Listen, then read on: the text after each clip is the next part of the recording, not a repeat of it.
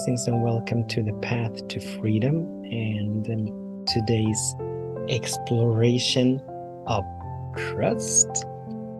My name is Daniel Roquillo, and as always, I'm deeply grateful and honored that you're choosing to join me, that you are choosing to tune in for a moment of expanding our consciousness, in a moment of raising our vibration, so that we continuously get to set ourselves free, so that we continuously get to allow for forever greater and greater expressions of who we are to emerge, so that we get to set ourselves free to be in ever-expanding love and joy and harmony and wholeness and all of that. And as it has come to me recently, so that we get to set ourselves free to be sane in this insane world that we are living in. And at the core of all of this, and if you've tuned in before, you've probably heard me speak about how there are two things that we need to do. That the freedom that we are moving toward, that it rests on two foundational pillars, if you will. There's there is the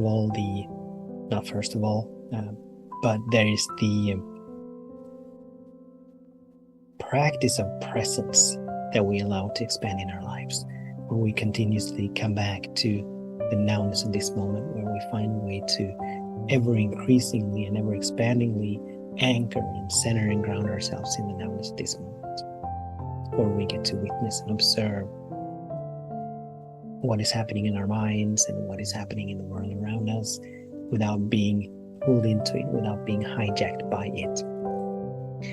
And then the other pillar would be us coming into ever greater and grander expressions, I was going to say, but what I meant to say was us coming into deeper realizations as to who and what God is. And with that deepening of realizations, with those deeper realizations, the expansion of our trust happens. And the more we trust, so what is it that we are trusting? Well, we are trusting basically three things about God. We are trusting that God is good. First of all, we're trusting that God is, that this loving presence that it is all that there is, that there are no dualities, there are no opposites, there is only spirit expressing itself, being itself, doing itself in us and through all of creation. That God is the creator and that God is the creation. We can choose to call it whatever we want to call it. I choose to call it God or spirit or the loving presence. But whatever we call it, it is it. It is all there is. And we're trusting that this loving presence is good, that it is benevolent, that it is always for itself, that it is always seeking to come into ever greater and grander expressions of itself, thus eternally sourcing and fueling and funding itself, thus sustaining and maintaining itself, thus guiding and leading and moving itself in us and through all of creation. And we are trusting that this loving presence is always expressing itself perfectly, that there are no random acts, there are no meaningless acts, there are no coincidences, but there is only divine and perfect order. Only divine and perfect order. And when we know these, the more we trust these, even in the midst of calamity, even in the midst of challenges and circumstances that do not seem to be favorable, when we trust that even in this, my mind cannot see the good that is here. My mind cannot see the presence of God here. So there are shootings, there are violence, there's natural occurrences, there are so many things in our world that would have us move into fear and worry and doubt, that would have us believe that this is bad. And I'm not saying that things that are happening, I'm not saying that people are not suffering, I'm not saying that people are not having experiences, I'm not saying that on the surface things are bad. But even in the midst of that, which the mind would call bad, God is still present, and God is still good, and God is still expressing Himself perfectly. So in every condition, in every circumstance, in every challenge, there's an invitation for us to go deeper. Now, we've been given the free will. We've been given this beautiful mind, this beautiful gift of independent thinking, allowing us to turn our attention toward whichever way we want to turn our attention.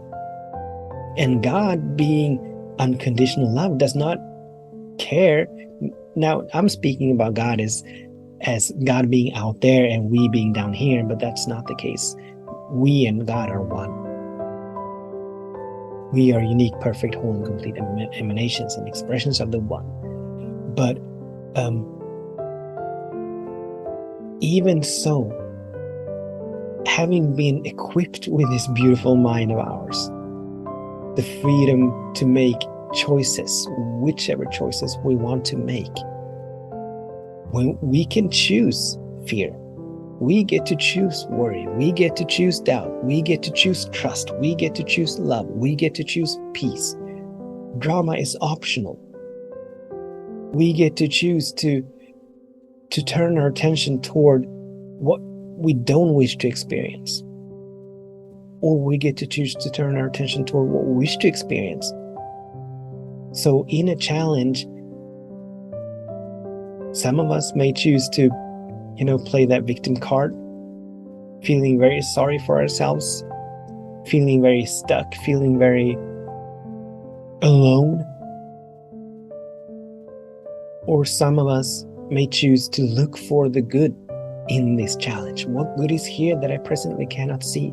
What gold is here? What is the gift and the blessing in this particular challenge? What is my growing edge here? And depending on where we turn our attention, depending on what we're looking for, that is what we will find. So if we're looking, even in the midst of, let's say, a shooting, even in the midst of that, what is the gift and the blessing here? What is the good that is seeking to emerge? Well, there is expansion of consciousness. There perhaps a review of the laws allowing guns to be handed out to people very freely. Not in all countries, but in some countries.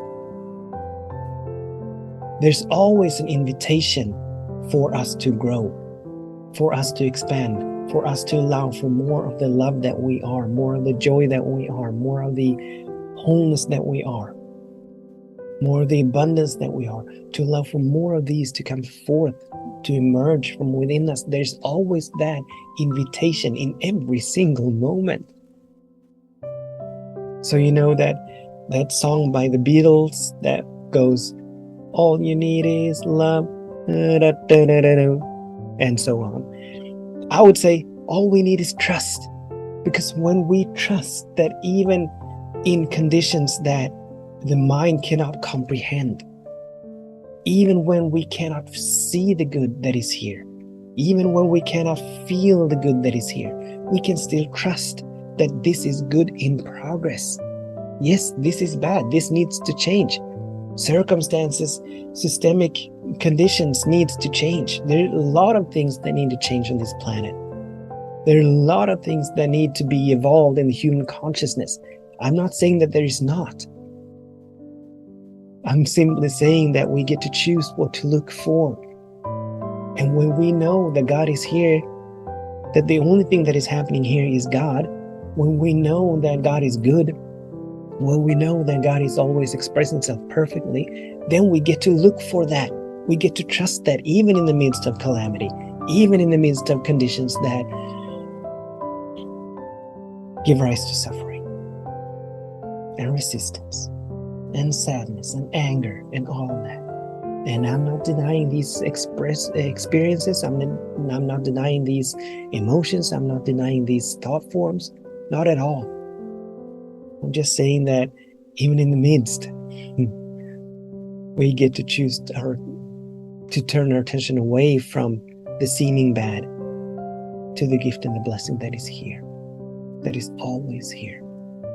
Because God cannot compromise itself. God cannot contradict its own nature. There is an expression. It's an ancient expression. It's very, very old. That goes, all roads lead to Rome. All roads leads to God. All paths leads to, not to God, but to our conscious realization of being one with it, to our awakening to who and what God is.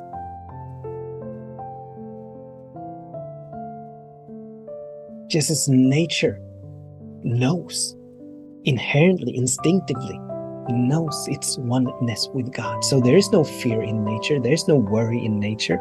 There's no doubt in nature. There's no sense of lack in nature. There's no sense of I am not enough in nature. But all of nature knows. It knows that it is enough. It knows that it is eternally sourced, field funded. So there needs to be there's competition, but there needs to be no egoic competition. It needs to be no race over who is better, over who's superior. But there's a beautiful balance in nature, a balance that we humans have not yet caught, or actually that we have forgot, because we are so hijacked by our mental structures, by our egoic structures, bespeaking of lack, bespeaking of separation, bespeaking of not being enough. So we move through life as though life was an obstacle course, and whoever gets the most or who gets there the fastest, they win. That's not what life is about. Life is a beautiful journey, but we as humans, as a race, are so hijacked by the fear and the worry and the doubt, by our sense of not being one with everything, that we believe that might gives right, that we believe that violence is the, I was going to say last resort, but that it is the best resort, that it is the best response. So we've gone amiss, we've gone astray. And so the invitation is for us to come back to the harmony that is life, to the harmony, the wholeness, the beauty, that lily on the field consciousness. The lily on the field, it doesn't spin, it doesn't toil, it doesn't effort, it doesn't struggle, it doesn't compete, it doesn't compare.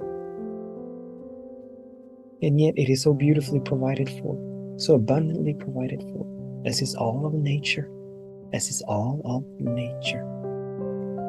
So we get to trust, we get to come back to trusting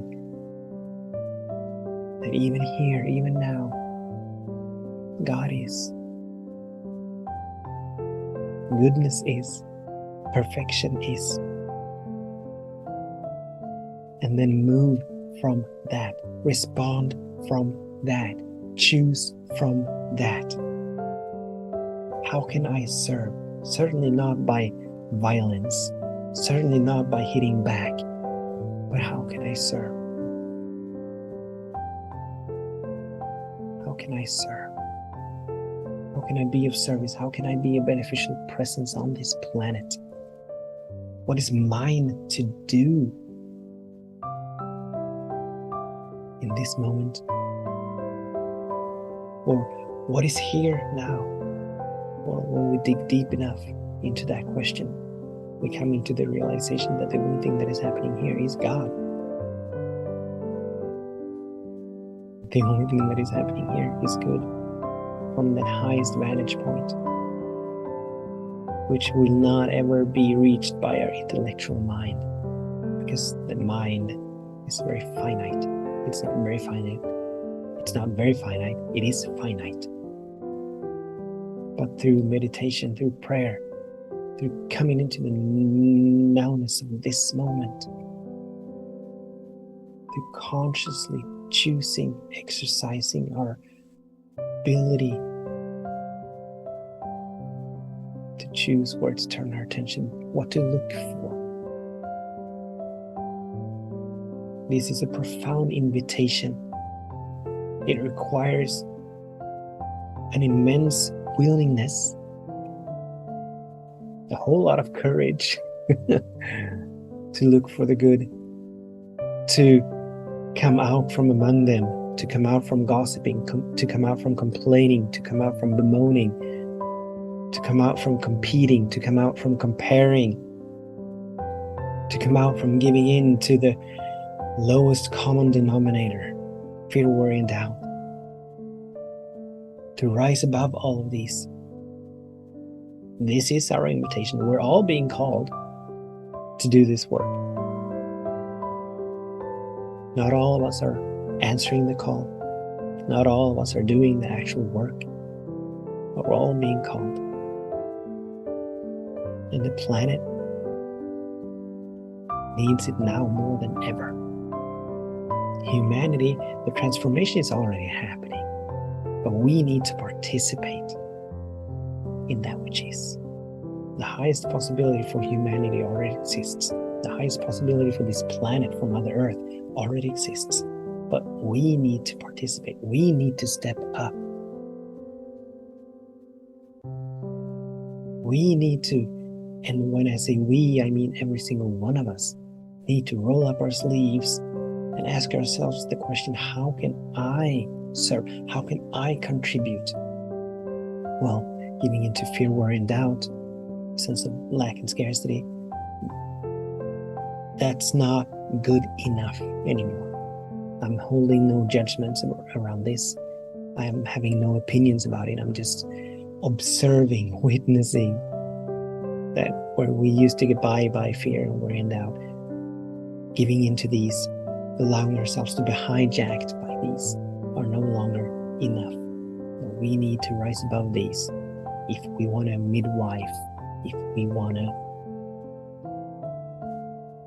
be the instrument, the vehicle to which the new consciousness of humanity, to which a new world emerges. So that's the invitation, and the question for us to ask is, what is mine to do? Or how can I serve? Or how can I be a beneficial presence now, in this moment? Because we need to trust. We get to trust that all is well, that something wonderful is happening, that everything is working for the highest good. So thank you so much for tuning in, for participating. Until we meet again, much love, many blessings.